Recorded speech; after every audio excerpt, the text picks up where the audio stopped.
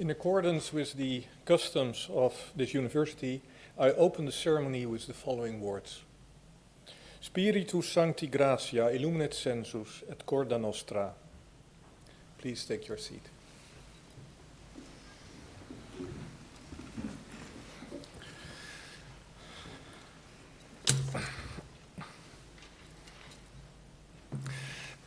So, welcome all of you to the ceremony in which Servio Paguada Isola will defend his PhD thesis. We have a committee that will ask questions. Also, several opponents will participate and ask questions via Zoom. You will see them later. And I will introduce the opponents when they start with their opposition. I now give the floor to the candidate of the degree of doctor.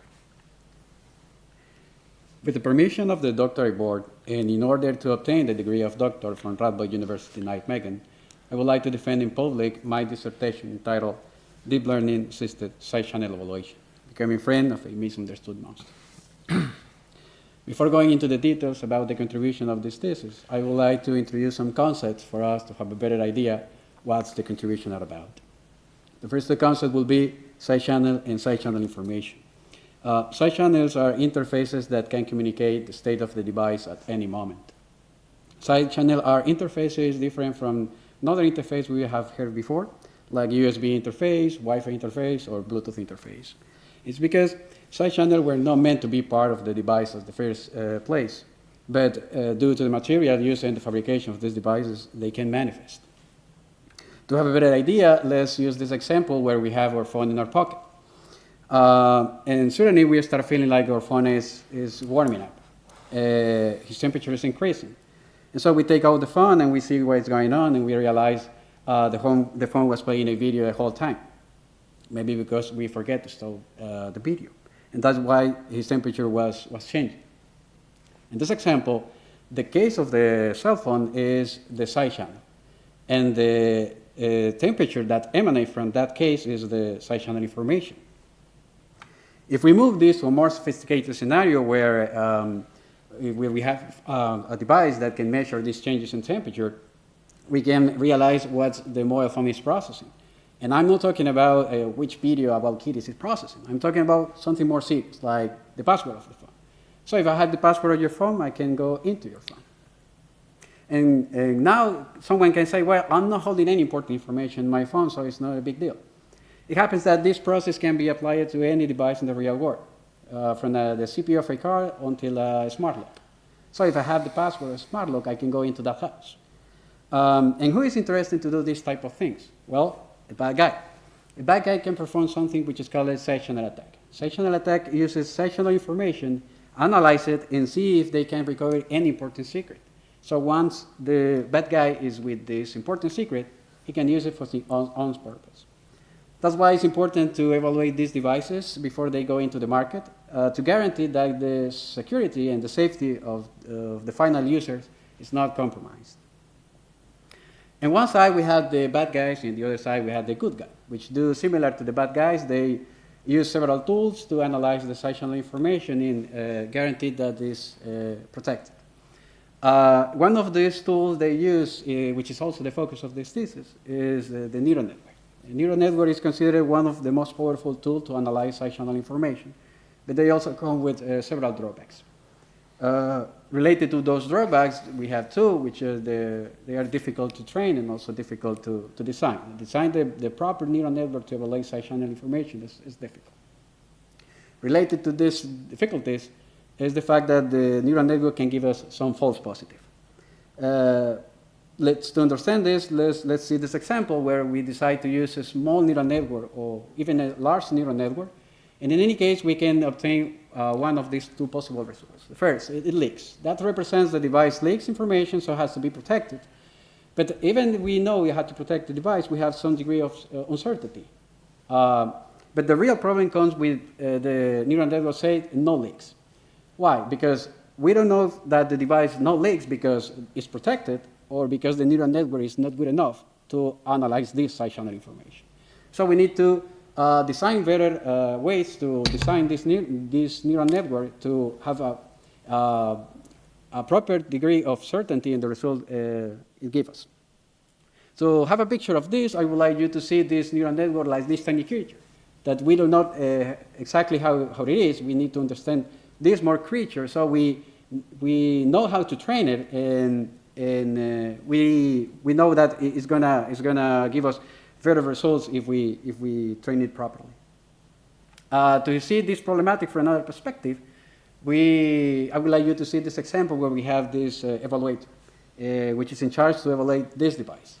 And the side channel analysis process has several stages, but we are in the stage that we are trying to design a neural network to use it to analyze this device. And so she is going to perform this stage by using a neural network, training it, and then perform the analysis. Regarding the results she obtained, she can decide to perform the stage again, and again design a new neural network and train it. And of course, it can be the situation that is uncertain, so she do it again. And this process can be repeated several times. That could be very exhaustive. So that's why it's important to design new solutions. And in this thesis, we have proposed some solution in the lines we previously identified in the train and the design line. And in beginning with the chapter 2, we have incorporate a methodology that allows us to analyze the whole process of the side channel analysis, coming from the moment we collect the side channel information until the moment we analyze it using a neural network. And so with Six Sigma, we have the possibility to evaluate any value of the parameters in different stages of the side channel analysis and so we can see the influence of these values in the final result. In chapter 3, we have, again, Six Sigma, but this time with focus in finding the best neural network model to perform the evaluation, mostly related to the training process. We have designed metric, which is related to side channel analysis to perform this process. In chapter 7, we have designed an early stopping, which allows us to stop training the model in the right moment so we can use it when it reaches its optimal state to perform the evaluation.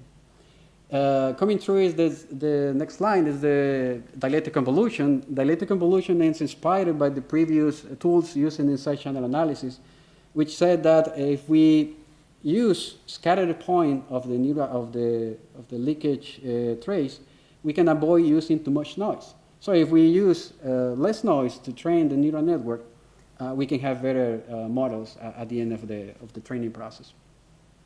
Chapter 5 has the goal to incorporate a new process of evaluating the features collected to the trace. We achieve this using, again, dilated convolution and autoencoders. And chapter 6, we have designed a modular deep learning model, which is a model capable to share part of that model from an evaluation and use it in another evaluation. This is part of a proposal of transfer learning of the models. So if we know that a part of the neural network works, we just have to move to another evaluation and train the rest of the model. So we know that it's important to take care of this type of process when we deploy a device to the market. And so we have designed a methodology to monitor this side channel analysis process and also the training process for the neural network, which is the tool we use through this thesis. We have designed a rally stopping framework, which I consider one of the important parts, because with this we can avoid overtrain or undertrain the model. So we just use in its ultimate state. We have a study architecture to have strong focus and extracting the best features to conduct the side channel attack. And I would like to thanks for your attention. And having presented this summary to my dissertation, I return the floor to the rector. Thank you. So we start with opposition by some opponents who will ask questions via Zoom.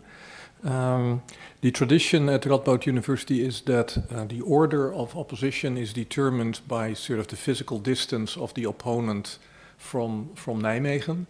And the clear winner in this contest today is Dr. Bezin from Nanyang Technological University in Singapore. And so I'm happy to give the floor to Dr. Bezin. Please. Dear members of the jury, thank you very much for inviting, and I would really like to congratulate the candidate for presenting such a good thesis. There were really interesting insights about side channel attacks, and one particular instance of the thesis which I really liked was the use of Six Sigma. This technique has been out there for several years, and actually it makes me quite happy to see that this can be applied into side channel scenario, because that brings us towards more industrialization as well as wide application of these approaches, and therefore demonstrate that such approaches are actually industry relevant and can be adopted by the wider audience. So I'm really impressed with that particular contribution, and obviously like the extension of this approach towards deep learning, and then looking at very specific questions on deep learning based side chain analysis. So overall, I would like to congratulate you on these aspects. And having said that, I do have a couple of short questions regarding some of the results that you presented.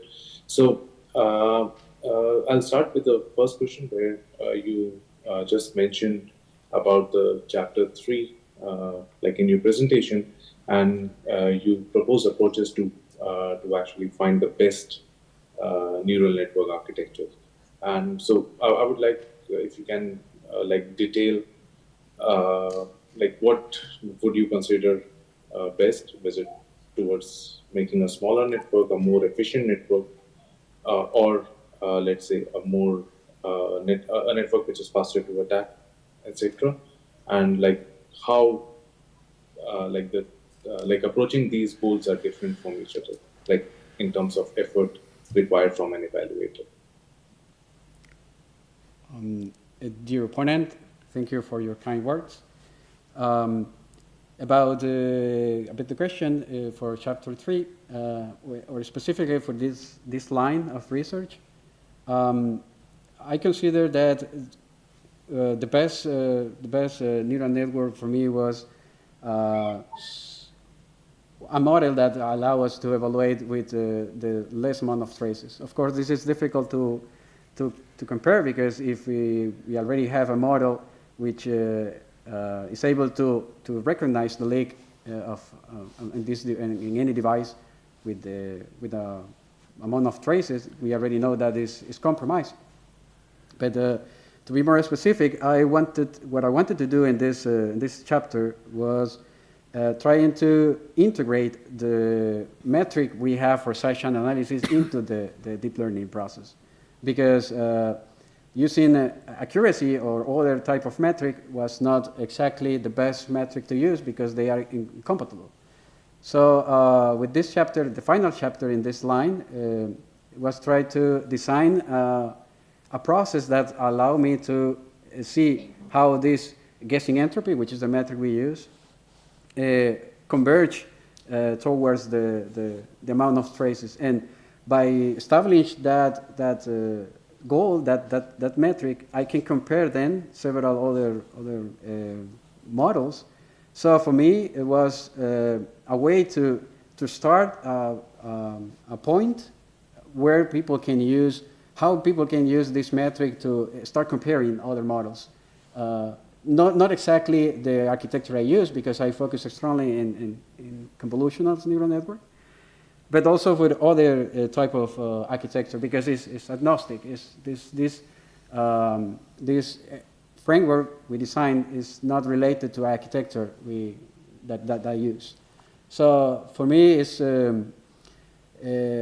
it's not easy to say which could be the best architecture to evaluate the side channel analysis, or which could be the best model, because I not rely exactly in it should be this architecture.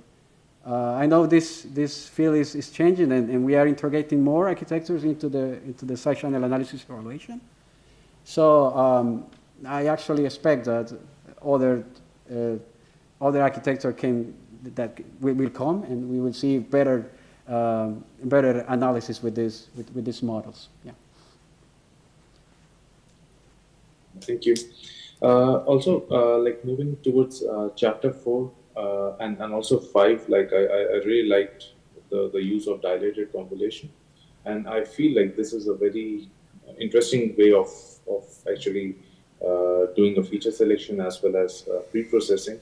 So I would be quite curious that will it be possible to actually use the same technique, but to learn information about the data set and improve classical side channel attacks from those learning. So, for example, if I don't want to do a deep learning based side channel analysis, but if I would like to use this approach to learn something about the pre-processing part, and then, for example, fall back to which we typically use like a CBA to improve that.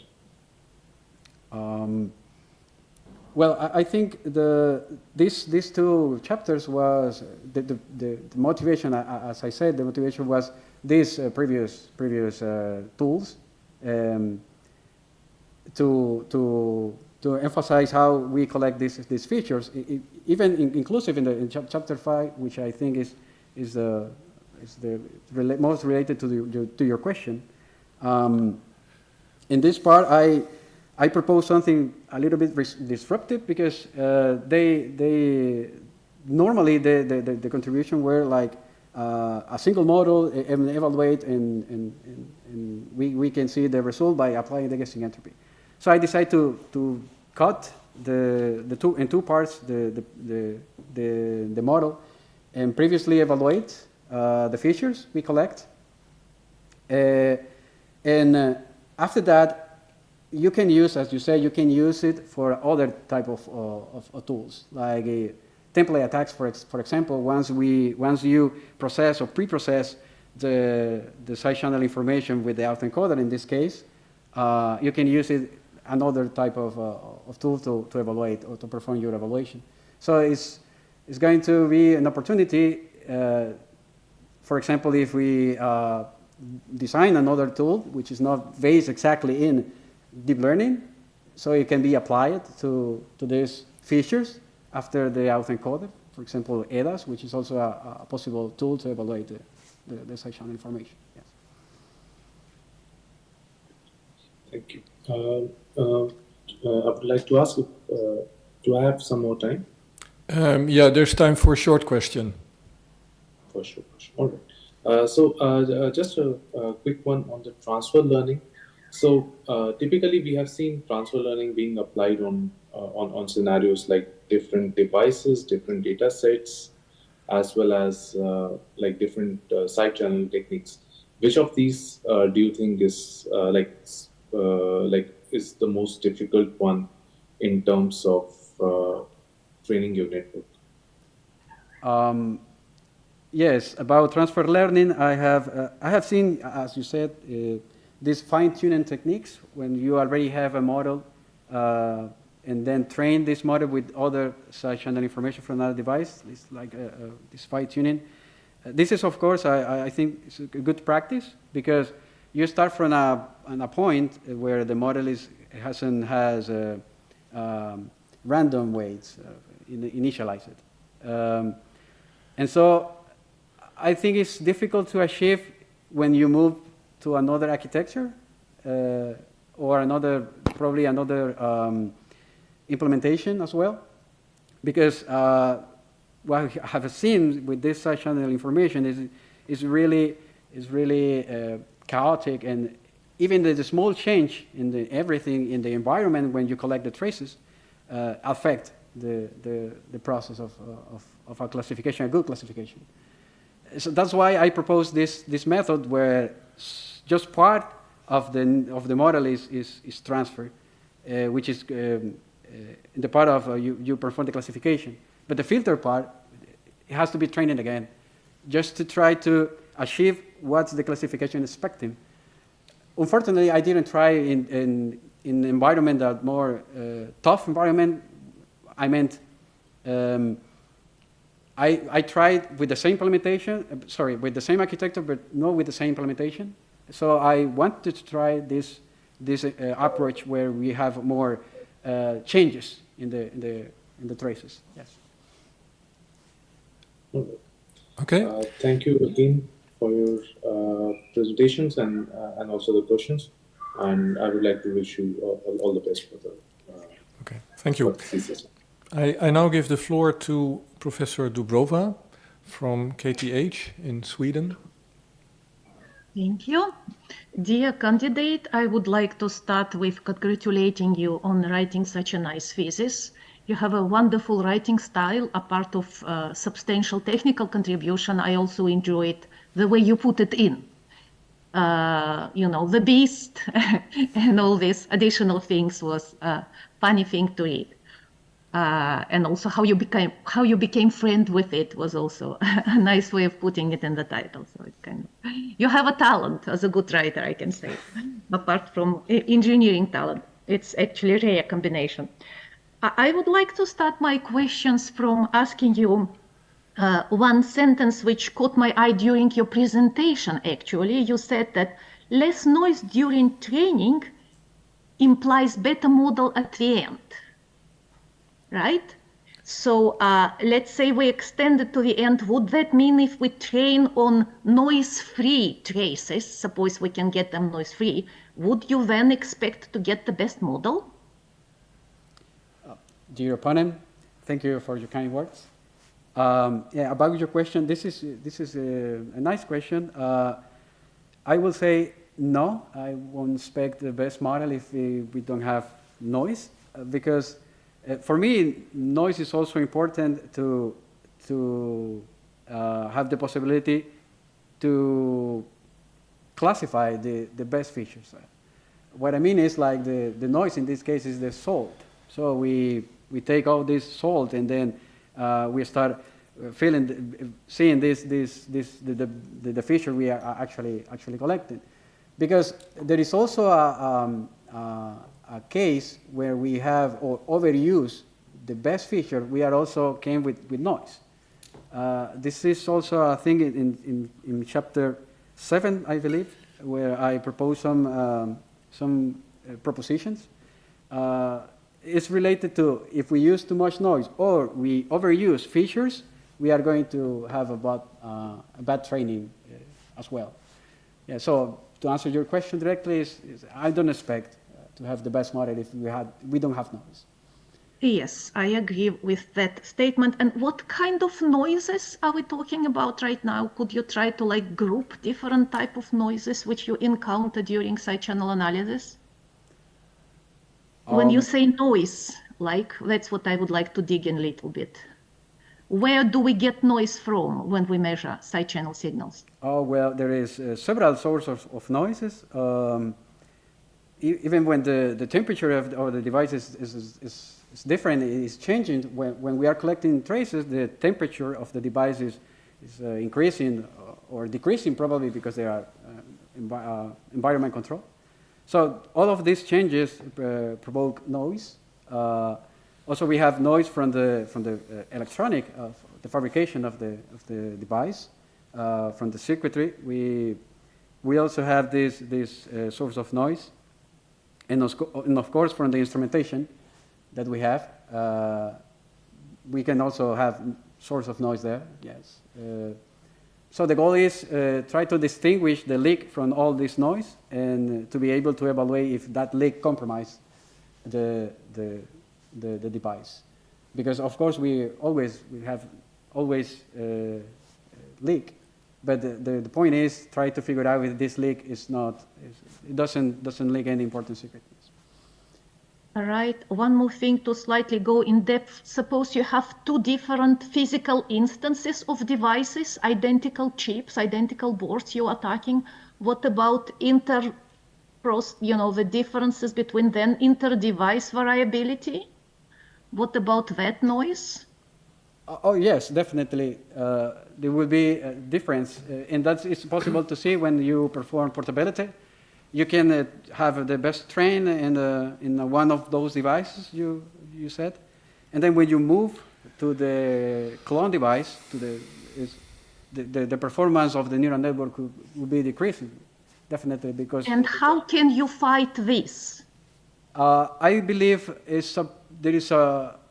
I have an idea that I didn't try yet, but I wanted to do it in the future. Is if we are able to have a feedback of the clone device. I mean, this changes in the moment, a statistical moment of the signal, the leakage traces of the clone device. If we have a way to feedback to the weights of the neural network and tune it in hot, we can fight this portability issue because we are updating the weights based on the statistical moment of the clone device.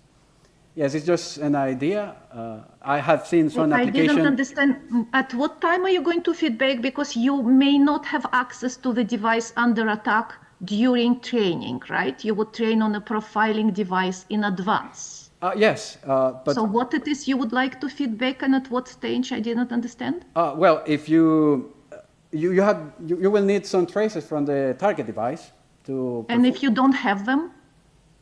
So it would not be possible to perform the attack in advance during profiling. You may not have, Oh yes, during profiling you only have the clone device, and you will train it. So what can you do during profiling? My specific question, to reduce the effect of inter-device variation. Oh, during profiling. Yeah, I think I don't have an answer at this moment. Train on multiple devices. Oh yeah, true. Yes, right, okay. So second question, because probably time is running, I would like to talk about effect of the training set size. Suppose you have an access to a very large training set, infinite, right? How would the effect of these things you discussed during the thesis, feature selection, and other, even, all these things you talk in your thesis, how would that change? Would they be less significant or more significant if you have a really infinite training set size? The size of access, the number of sample points, you mean? Yes, feature selection, noise reduction techniques, all these techniques you discuss. If you have a really large training set, would the importance would go down or would go up? Would it be more important to apply them or less important if you have a really large training set size? Well, I think it's not always relying in the size of a training set. I mean, if we have a really large number of traces, we can also have bad results. Because we can just have a complex model, and then just not to be a really good trainer. Exactly. I mean, what I want to say is I have never believed that we have to have a lot of traces and rely on a lot of traces to train the model, because we can also perform data augmentation if we don't have enough traces. So I cannot see if one of those methods I propose will be affected with having this large trace set. Yeah, so Okay, I'm sorry to interrupt in an Yeah, interesting discussion. So I think we need to move on to the next Yes, absolutely. opponent. Thank you very much for your answers. And good luck. I think the Dutch procedures for PhD have advantages, but what I like about Sweden is that there, as an opponent, you basically have unlimited time to ask questions to the candidate, which is nice for an opponent, maybe less so for the defendant, although I found these questions really interesting. So I'd like to proceed to the next opponent, Professor Danger from the Institut Polytechnique de Paris. Please, the floor is yours. Thank you very much. I would like also to congratulate Servio Paguada for his remarkable work. I really appreciated the quality of the manuscript and also the clear presentation, let's say, or abstract of your work you did. For me, it was pretty clear and very proficient work. And what I really liked is the fact you did a very progressive work, very consistent and progressive work, and so I think it's very relatively easy to read and appreciate. Beside that, I have a few general questions. I have one general question, which is about the way to find the best algorithm for such an attacks.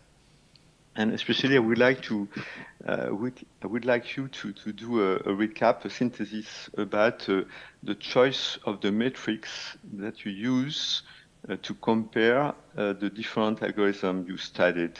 Could you please give us an overview about the choice of these metrics and some argumentation about that? To your opponent, thank you for your kind words. Yes, definitely I can summarize this. And you are talking about the train line of my research. Yes, we start from proposing this methodology, and this was because we wanted to measure the influence of the values when we change a parameter of on the evaluation in general. And this is because we know that by changing a single value of the range of the whole range of parameters, which is a lot of parameters, we see changes in the results. It's very sensitive. And so once we control this Six Sigma and we already implement this, we move towards this part of focusing in the training process. And in this training process, we decide to integrate finding the best model using an algorithm called grid search. In this case, it's one of the basic algorithms to find the best model to perform the analysis. And to do so, we need to integrate the guessing entropy metric, because with the guessing entropy metric, we know that we are evaluating the leakage of the device. Otherwise, we were using the metrics of the machine learning metrics. So I already said this, they are not compatible. And so we integrate this with Six Sigma as well, because we wanted to measure again the influence of the parameters in the training process. And the process is actually very straightforward, because you previously designed the whole space you want to try. And what I meant is you design which could be the possible combination of the architecture of the neural network you will use. And with grid search, you will going to see which of those will perform better, so, almost automatically.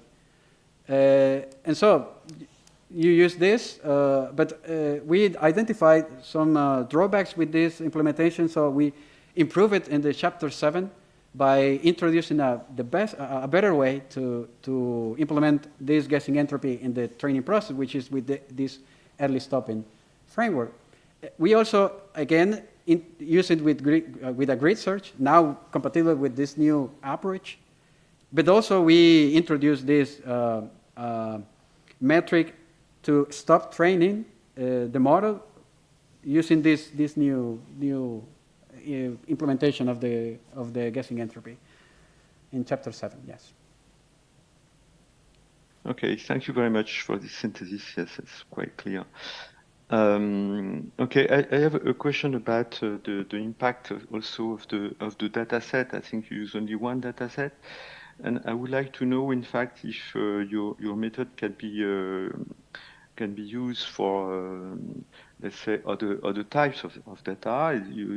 Do you think you should get the same result in terms of guessing entropy? If you use another type of data set, this is one question, and also derived to this question is the fact you can use you can reuse, you can use or concatenate or combine another data set just to use, for instance, generative adversarial networks, kind of things, just by combining data sets. So what's the impact of data set, and how can you take advantage of combining data set? Yes, about your first question, I remember having tried this in the hardware implementation as well. This is in chapter 4, I believe. There is an experiment result there. And yes, I obtained very good results using dialectic convolutions, actually. And I remember having tried a data set that we have in the laboratory. I wasn't able to publish these results because I was focused in other experiments I was doing there, but this was an implementation that it is really difficult to evaluate because it was in a more noisy environment. It was in this ARM22, and the implementation also leaks at the very end of the Xbox in this case because it was in AES. And so the energy of the leak was very, very little. And so I was able to attack in just with the chapter 5 approaches, where I use a very deep autoencoder to emphasize this energy at the end of the process, and then use it to attack. So I believe it's possible. Use this method I proposed with other data sets. And about this question of the combination of the data sets, well, I believe you are talking about combining data sets from different implementations, probably not exactly the same implementation with different devices. That's what Dr. Dubrova said. Well, I haven't tried this. It would definitely be very interesting. I don't know how it's going to work. For example, if we have an IS implementation in another IS implementation, I don't know exactly how it's going to proceed. This. Yeah. Yes, I'm speaking about different data set on the same device, right? For instance, you can, inside channel you have different types of leakages. You have power, you have EM, you have time. So I think my point was about a combination of data set extracted from same device, but also the question about another device, but it's more about transfer learning in this case. Oh, yes. So I think it's interesting to study. Yes, okay. yeah, I think chapter 7. A short reaction, please, if possible. Yeah, I think chapter 7 is do this. I perform this by training the model in the device with an implementation, and then use it in another implementation. But I had to retrain the filter. Yes, that's why. Yes. Okay. Thank you very much. Thank you, Servio. Congratulations again about your remarkable work. Thank you. I now give the floor to Professor Mentens from the University of Leiden. Thank you. Esteemed candidate, I also have one question related to data sets. So I was wondering if you have like unlimited resources, unlimited budget, what kind of data set would you like to have to continue your research? Like any chip, any algorithm, what would be like very nice to have to continue this research? To your opponent, well, I think it's a nice question. I really wanted to try to improve the portability of the side channel attacks, and that's why I have this idea in my mind every time. How, if we have the possibility to collect the traces from the target device and update the neural network I'm using to perform the portability. And so if you ask me what I would like to have is the method, the mathematical model to perform this update in the weights. I believe it would be a very nice contribution to see if we are able to do this. I have seen results not in side channel, but in other fields of research that use neural networks. And they say it works, but I would like to have this method. Yeah, I don't have it yet, so yeah.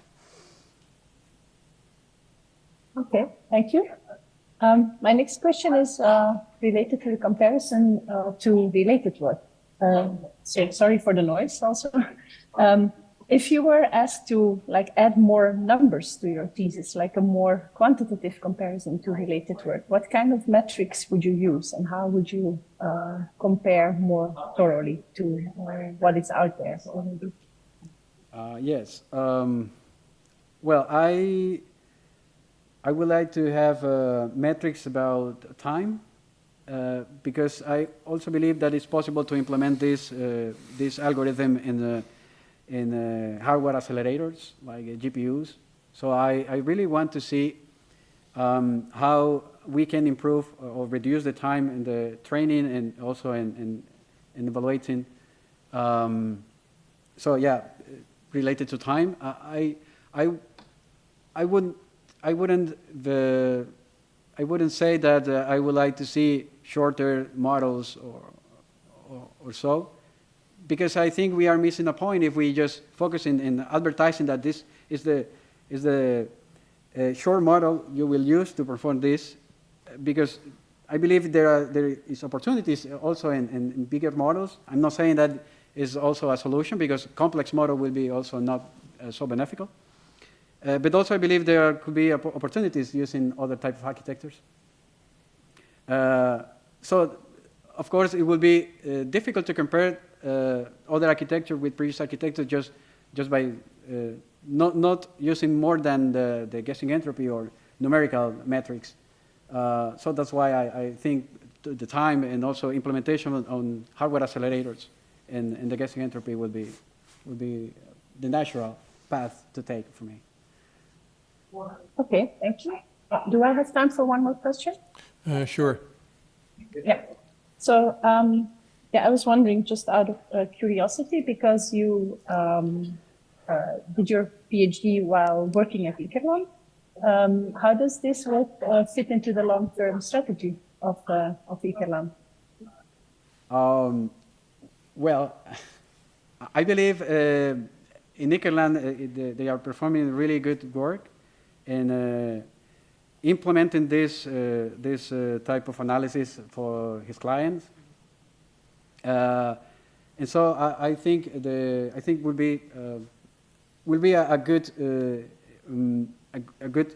set of client interested in doing this, because it's becoming more and more important to evaluate their devices, and so we have already seen some applications in the field, in the practical field, I mean, where they are asking for this type of analysis. So I will say there is opportunities for applying this. Yeah. Okay, thank you very much. Those were my questions. Okay, thank you. I now give the floor to Professor Larsen from Radboud University.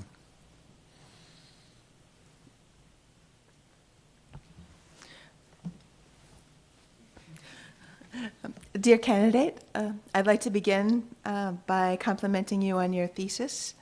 It's one of the most interesting covers I've seen in a thesis, and I'm happy to see that this cover represents the pre-thesis state, and that after you have read the entire thesis or after you completed the thesis, that this state depicted here no longer holds.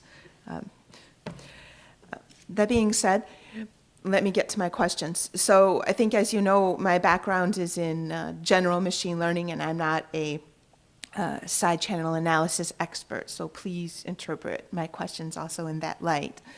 The first thing I'd like to ask you is, so at the beginning of the defense, there was a bit of discussion about what you consider to be the best deep learning model. There you mentioned that you would like to move towards using a smaller number of traces. And then just now you were discussing the importance of looking at different architectures, which I find all very interesting. However, isn't your underlying goal to have a model, an attack model that resembles what you expect attackers to be using? Are you necessarily working towards the best model or a model that basically represents the possible attacks that you expect? Could you please comment on that and maybe enlighten me a bit about how that works in side channel analysis? Dear opponent, thank you for your kind words. About your question, I think my intention with this research, well, one of my purpose was trying to propose some methods that allow us to have more certain results at the end of the evaluation. Not about what could the opponent could do with the device, but more to rely on our results are good enough to be sure that the opponent wouldn't do anything with the leak. And yeah, I think is exactly the purpose I wanted to address this my research. So if I understand correctly, what you have in mind is a sort of a worst case opponent, the strongest conceivable opponent, attacker. Yeah. Oh, yes. Well, that is also depending of the evaluation, because if we're supposed to have the best case scenario, where we have a white box where we have the possibility to collect all the traces we can have, and also the possibility to give to the device which plain text to encrypt and everything. So yes, we can start by saying we can start from that point by having a white box scenario, supposing that the opponent will do the same, but also it could be the possibility to have a black box scenario. So I believe it's up to the evaluator to decide how to use these methods, these approaches. I cannot say if it would be better if they do in one or the other way. It's just some method that they can use in both, probably, yes. Okay, thank you for your answer. The other question I have was about the Six Sigma approach. Okay, so of the Six Sigmas, which Sigma do you think is the most critical and could possibly be the point at which something might go wrong and you miss something in terms of the vulnerability? Well, I think critical could be the moment which parameter to choose to perform the analysis. That could be, in my opinion, it could be related to the expertise of the evaluator. Because if an expert evaluator could say, well, this could be the parameters I had to see, the influence of this, or the value of this parameter. So that is in the moment we in the Six Sigma process, we collect these parameters to perform the further sigmas. And so I believe it would be this moment. Okay. And so what does your work do in order to try to minimize the impact of the expertise of the evaluator, if that's indeed the weak point, as you're mentioning? Well, I think it's if the evaluator doesn't have too much expertise, it will be a matter of iteration to practice the evaluation itself, to become more aware about which parameters are the most influent. So that could be the best option, I could say. Generate expertise. So basically brute force search. Yes, I would say so. Okay. I would say so. Okay. I conclude my questions there. Thank you for your answers. Thank you. Okay, thank you. I now give the floor to Dr. Picek from Radboud University. Dear candidate, thank you very much. Enjoyed reading your thesis. It was very, very nice. A lot of new findings, but I do have a couple of questions. So when you talk about dilated convolutions, I understand why you use them, and then you have a section where you mimic the behavior of dilated convolutions with, let's say, classical approach with kernels. And then you say still dilated convolutions are better. Why? Dear opponent, when we use dialectic convolutions, we are trying to extend the receptive field of the convolution layer. This is trying to reach sample points that are more scattered from each other. Mm-hmm. And so if we combine this, because the leak of in the site-channel information, they're scattered as well. So when we do this, we use the best feature. So how is different with the kernels? With the kernels, if we do the same, we will use the whole sample points until the length we want to reach. So that means we will also use noises in between. So we will use this noise also in combination with the feature. So this could be this could decrease the efficacy of the training process. So that's why it's are different from that point of view. Yeah. Okay, so that means you want to say dilated convolutions cannot also have the noise in it? No, I'm not saying that, because the process of dialectic convolution is moving, of course, as convolved. Mm-hmm. And so, but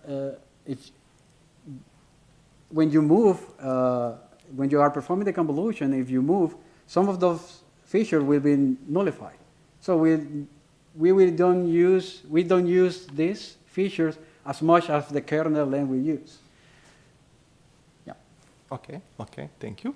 You talk in chapter 6, 7 about reusable models. Why do we need reusable models? Because current state of the art tells us that models are very small, so we can train them relatively easily from scratch. So why do we need to reuse? How much gain do we get with that? Yeah, this is an interesting question. Well, I know one of the way to claim a contribution is by saying that this model is very short, so we can train it again.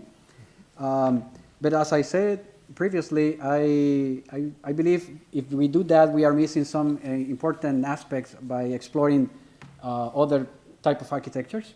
Because when this architecture will come, because definitely will come, because this is the way that the neural networks are addressing several problems in other fields. So we'll say just no because they are too big. Mm-hmm. So I think this could be a missed opportunity. Mm-hmm. And so that's why I think with this transfer learning, we can have the possibility of relying that we already know a model that it works. And from an evaluation, in this case, in my research, I did this using an implementation from a starting point, let's say, and then I moved to another implementation. And what I discovered that is it possible just to keep the model that we know already works, and then just train the filter because of course the filter will change as the leakage traces will change in length and also different degrees of noise and everything. So it definitely has to be trained again, the filter, to perform the classification. But so to answer your question directly, I believe is we have to explore other type of architecture, not just remaining in this small, because also the natural path is being like using the whole trace, not just on a small part of the trace, using the whole trace to perform the evaluation. And this is a really huge trace, and with a small neural network, it could be not enough, because we need this model to deal with this amount of traces would be very difficult. And in my opinion, in this moment, we will need something to filter, like in the chapter 7. Yes. Okay, so basically it's more investment in future, maybe. Yes. Okay, and when you say different architectures, what do you mean by that? Do you mean same types of neural networks, but maybe larger? Or do you also mean really different types of neural networks? And if yes, what kind of neural networks would you actually want to explore in the future for side channel? Oh, that's a nice question. Yes. Well, yes, I'm referring to different types of architectures, for example, transformer. And I'm saying this because at the very beginning, there was contribution that try to distinguish which model of the neural network we have will be the best to perform such an analysis. This paper, for example, makes some noise, unleash the power of the neural network. Also, this introduction that they asked at, they perform several analyses using different architecture that were used for other applications in images, for example. And they decide after that the BGG architecture was the best to perform the such an analysis.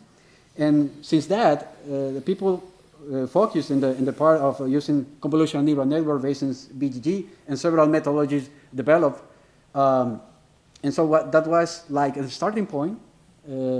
But of course, this could also change if we took some models from image recognition. We can do it again using transformer, which is one of the new models preferable to do this image classification, or using ensembles as well. So I believe this will be also a natural new ways to explore. Also, different type of learning process, unsupervised, reinforcement learning, and so that will be, yeah. Okay, thank you. When you talk about autoencoders, you use autoencoders to reduce dimensionality.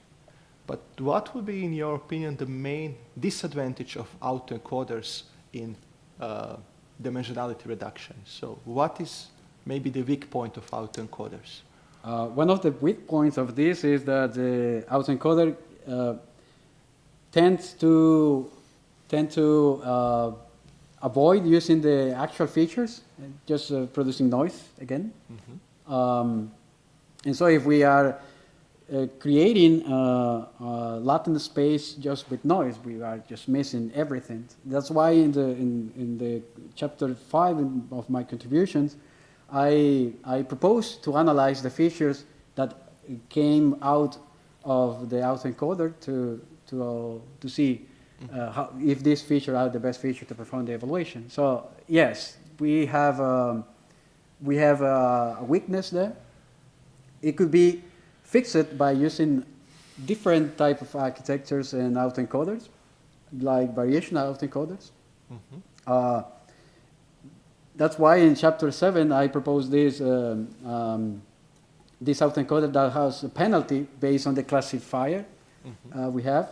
So that's also increased the possibility for the autoencoder to focus in the features that represent the actual leak of the side channel information. Okay, cool. Very good answer with variational autoencoder. It's good. You mentioned many times noise, like being enemy all the time.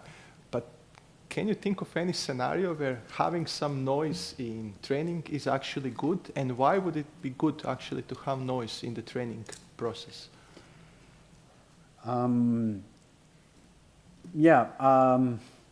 Yes, I think I agree that having a clean neural network clean side channel information is not always the best option, but of course we can have like trying that and we can have a good results. But in a real scenario, we will have a source of noise that will allow us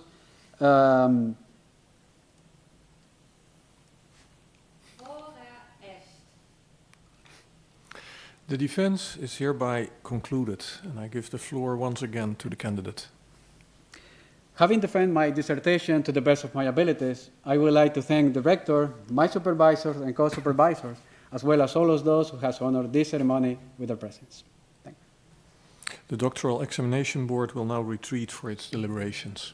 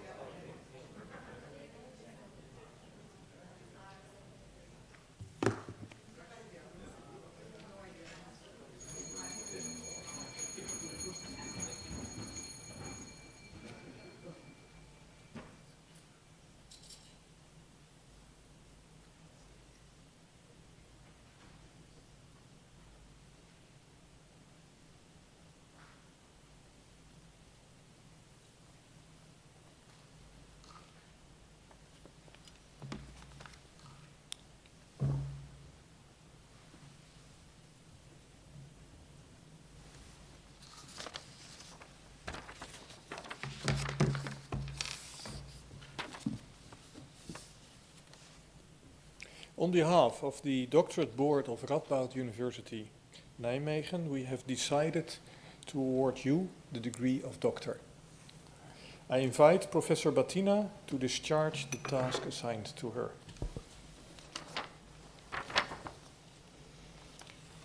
With the power entrusted by law to the Doctorate Board, I hereby confer upon you Servio Luis Paguada Isaula, born in Juticalpa, the title of Doctor from Radboud University Nijmegen, to which are attached all the associated legal and customary rights and duties with respect to academia and society. As proof thereof, I present you with this doctoral diploma signed by the rector and the doctoral thesis supervisor and co-supervisors.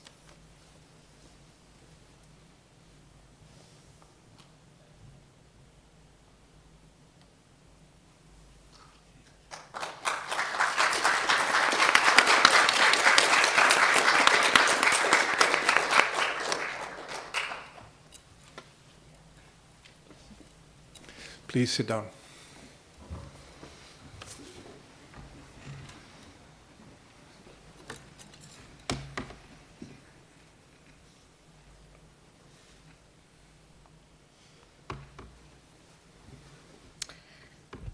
Dear Dr. Servio, you did it. So contrary to the current trend, I didn't use ChatGPT to write this speech, but I copied the one from Unai instead.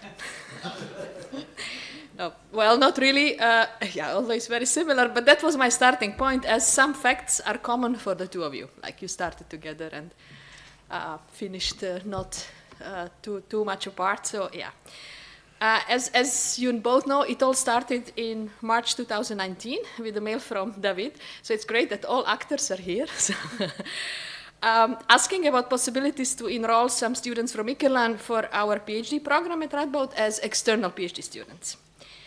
And soon after, both Igor and David visited Nijmegen to finalize the details. And I remember Ileana was also in that meeting. She was then just 1 day a week a visitor, but yeah, soon after she joined full-time.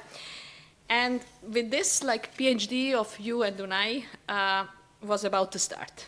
The two topics that were proposed from the Ikkerland side were on robustness assessment methodology against side channel attacks, and the other one on architectural level hiding method against a template attack using deep learning.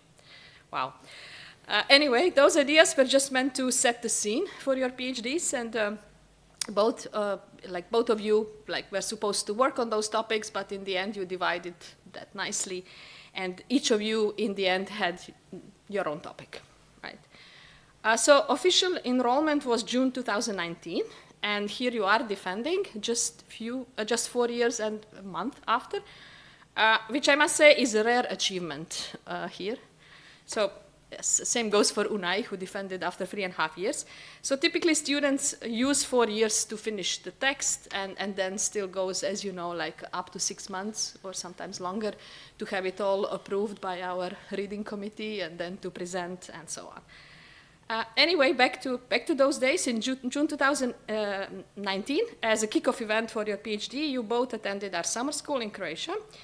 And after that, traveled to Nijmegen, and yeah, the original plan was to continue like that, but as we know, Corona happened, and yeah, so you managed to visit just one more time, and everything else was more or less remote.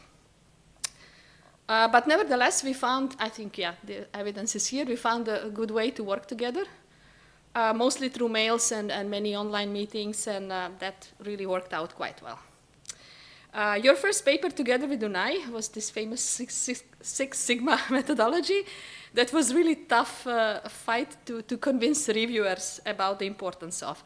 And in the end, I think it's really turned out to be a very nice paper. It got accepted to one of the top journals, and after that, like struggle in the beginning, everything went very smoothly. So while the two of you identified clearly distinguishable topics to work on, you still continued helping each other. And I remember we had many meetings with like all of us together with Igor, and then we would just hear from Unai and then hear from Servio, so it was like, yeah, really teamwork. And having Igor, especially as the on-site supervisor, was very important because he really took care of you on a daily basis. I think it worked excellent. And I knew you were in good hands with his advice. And later on, Ileana also joined and helped with your last 2 papers in particular. So the whole Corona situation made it more suitable to submit to journals. So that was easier because there was not much possibility to travel anyway. So you ended your thesis with 4 top journal papers, 2 workshop papers, and 1 book chapter. You collaborated internationally on the book chapter for the AI and security book, which came out as a result of our Lawrence workshop. So for that, you worked with Lukas, Lichao, Guilherme, Marina, and Huimin on a chapter on deep learning in SEA, in such an analysis. So like in addition to lots of collaboration with Unai, there were more with some other people. So I think you also kind of slowly are establishing your own network. You were a great host in Mondragon, I must say, when I visited in October 2021, and Mafe and you invited me for a Honduran dinner. I think you mentioned Honduran baleadas, and that was really great, which was a completely new experience for me with your cuisine, and I really enjoyed it a lot. So thanks again, that was a great experience. I will remember you as really engaged student, Servio. You always wanted to think a bit more about problems. So as your supervisors, I believe our main task was to make sure you stay focused and pick an easier way, you know. Like, this is sometimes a pity because you really had some good ideas, but we had to address just revision comments, you know, to get the paper accepted rather than opening another Pandora's box. So, but I think that was really great attitude, and you should keep it. So I must say you have really some great qualities for a researcher, so you should make sure to find time for that in the future. And I think you also enjoy the process, so I hope you really continue, partially at least, doing research. And maybe in the future get chance to present your work at some conference in person, because that missed in your PhD experience, right? So you were always very well organized, so both you and Unai, you had slides for our meetings, you were constructive, you took notes, and all the suggestions were immediately implemented. And you were often coming back asking in mails if certain responses and reactions were okay, and you always wanted to not just do the right thing, but also to learn. So it was great pleasure to have you as a student, and I really hope we stay in touch. I must say I'm really proud of both of you, Unai and Servio. So it was really great experience. So I hope we continue with somebody else soon. And I want to congratulate again to you and your family, to Mafe and your mom, especially as they are here, but of course everybody else, I'm sure they are either watching or will be watching later on, depending on the time in Honduras, right? So enjoy today, enjoy also later on, but all the best for the future, and yeah, congrats. Yes.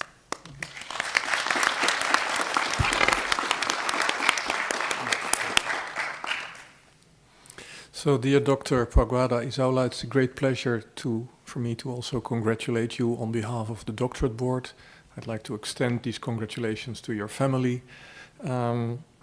So in a minute we are going to enjoy some drinks downstairs, but unfortunately the people participating via Zoom cannot have drinks via Zoom.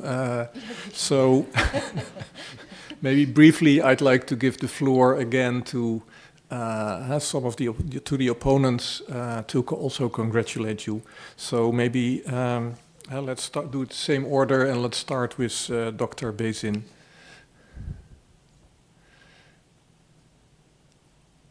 I would like to congratulate you again on the wonderful thesis, as well as a fantastic presentation. Enjoy the day, and all the best for your future. Thank you. Okay. Thank you. And let's see, Professor Dubrova. Congratulations for getting your PhD degree, and all the best in your future life. Okay, and then there's Professor Danger. Congratulations, Servio. It was really great work. Thank you for this work, and congratulations again. And Professor Mentens, finally. Congratulations also from my side, and the best of luck in your professional and personal life. So, well done. Okay, thank you. We've now come to the conclusion of this ceremony, and I would like us to ask all of you to stand up. We will close with short prayer.